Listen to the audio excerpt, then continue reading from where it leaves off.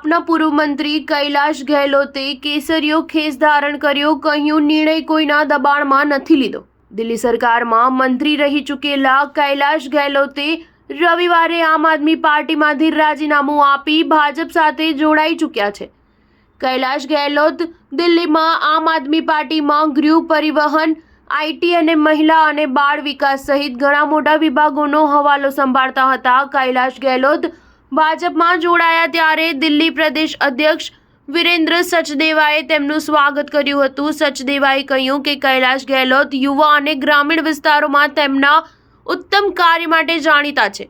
ગામના જાણીતા ચહેરા તરીકે ગેહલોત ભાજપમાં જોડાયા છે, તેમજ ભાજપ સાથે હાથ મિલાવવાનો કૈલાશ ગેહલોતનો અનુભવ દિલ્હીના લોકો માટે ઉપયોગી થશે। કૈલાશ ગેહલોતે આ પ્રસંગે કહ્યું કે હું કોઈ પણ દબાણ વગર ભાજપમાં જોડાયો છું। હું સેવા કરવા માટે રાજકારણમાં આવ્યો છું। હવે ભાજપ દ્વારા મને જે પણ ભૂમિકા આપવામાં આવશે હું તે ભજવીશ। કૈલાશ ગેહલોતે પોતાના પર લાગેલા આરોપો વિશે સ્પષ્ટતા કરતા કહ્યું, આમ આદમી પાર્ટી છોડીને જવું સરળ ન હતું।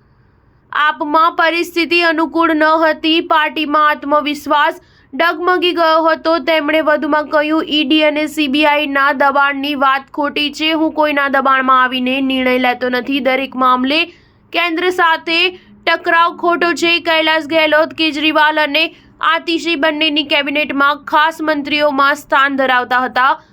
ગેહલોતે આમ આદમી પાર્ટી પર ગંભીર આરોપ લગાવ્યા છે। તેમણે કેજરીવાલને પત્ર લખીને કહ્યું હતું કે શીશ મહેલ અને યમુનાની સફાઈ જેવા ઘણા શરમજનક મુદ્દા છે, જેના કારણે દરેક શંકા કરી રહ્યા છે કે શું આપણે હજુ પણ આમ આદમી પાર્ટી જ છીએ।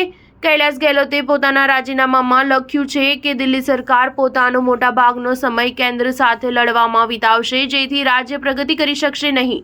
મારી પાસે આપથી અલગ થવા સિવાય કોઈ વિકલ્પ બચ્યો નથી, તેથી હું આમ આદમી પાર્ટીના પ્રાથમિક સભ્યપદેથી રાજીનામું આપી રહ્યો છું। તેમણે વધુમાં કહ્યું હતું કે હું પ્રાથમિક રાજનીતિના કારણે જ પાર્ટીમાં જોડાયો હતો, હવે તે નથી રહી। આપે કૈલાશ ગેહલોતના રાજીનામા અંગે કહ્યું હતું કે કૈલાશ વિરુદ્ધ ઈડી અને ઇન્કમ ટેક્સના ઘણા કેસ પેન્ડિંગ છે। ઈડી અને ઇન્કમ ટેક્સ દ્વારા કૈલાશ ગેહલોત પર ઘણા દરોડા પાડવામાં આવ્યા હતા। તેમની પાસે ભાજપમાં જોડાવા સિવાય કોઈ વિકલ્પ ન હતો। આ ભાજપનું ગંદુ ષડયંત્ર છે। ભાજપ ઈડી અને સીબીઆઈના બળ પર દિલ્હીની ચૂંટણી જીતવા માંગે છે। ચા ન્યૂઝ 7 હંમેશા સચ્ચાઈની સાથે।